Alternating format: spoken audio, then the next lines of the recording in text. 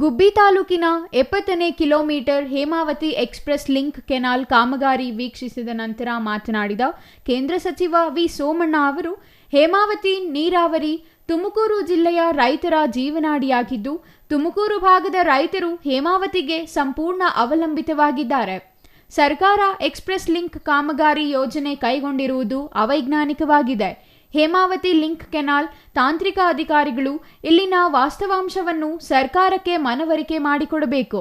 ರೈತರು ದೇಶದ ಬೆನ್ನೆಲುಬು. ಸರ್ಕಾರದ ಅಳಿವು ಉಳಿವು ರೈತರ ಕೈಯಲ್ಲಿದೆ. ಸಿಎಂ ಮತ್ತು ಡಿಸಿಎಂ ಜೊತೆ ಚರ್ಚಿಸುವವರೆಗೂ ತಾಂತ್ರಿಕ ಸಮಿತಿಯ ಅಧಿಕಾರಿಗಳು ಕಾಮಗಾರಿ ಮುಂದುವರಿಸಬಾರದು ಎಂದರು. ಯಾರ್ದೋ ಮುಲಾಜಿಲ್ಲ ಇಲ್ಲಿ.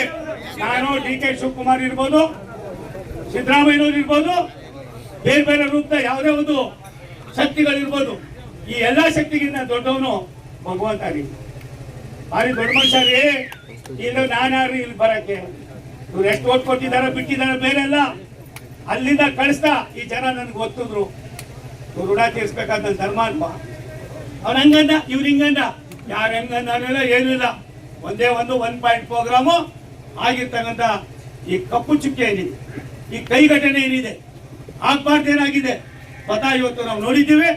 ಅಧಿಕಾರಿಗಳನ್ನ, ರಾಜಕಾರಣಿಗಳನ್ನ, ಅಧಿಕಾರದಲ್ಲಿ ಇರ್ತಕ್ಕಂಥ ಮುಖ್ಯಮಂತ್ರಿಗಳನ್ನ, ಮಂತ್ರಿಗಳನ್ನ, ಜಿಲ್ಲಾ ಉಸ್ತುವಾರಿ ಮಂತ್ರಿಗಳನ್ನ, ಸನ್ಮಾನ್ಯ ರಾಜಣ್ಣ ಸಾಹೇಬ್ರನ್ನ, ನಿಮ್ಮ ಶಾಸಕರಾದ ಸನ್ಮಾನ್ಯ ಶ್ರೀನಿವಾಸ್ ಅವ್ರನ್ನು ಕೂಡ ಒಳಗೊಂಡಂತೆ ಎಲ್ಲರಿಗೂ ಕೂಡ ಕರ್ಕೊಂಡು ಹೋಗಿ ಉಳಿದುಕೊಂಡು ನಮ್ಮ ಹಕ್ಕೇನಿದೆ, ನಮ್ಗೆ ಯಾವ ಉದ್ದೇಶಕ್ಕೋಸ್ಕರ ಇದು ಮಾಡಿದ್ದಾರೆ, ನೀವು ಇನ್ನೂ ಒಂದು 100 ಕಿಲೋಮೀಟರ್ ತಗೊಂಡೋಗಿ, 200 ಕಿಲೋಮೀಟರ್ ತಗೊಂಡೋಗಿ ನಾವು ಬೇಡ ಅನ್ನೋದಿಲ್ಲ.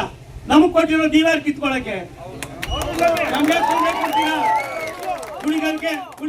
Somasundar, CTV news.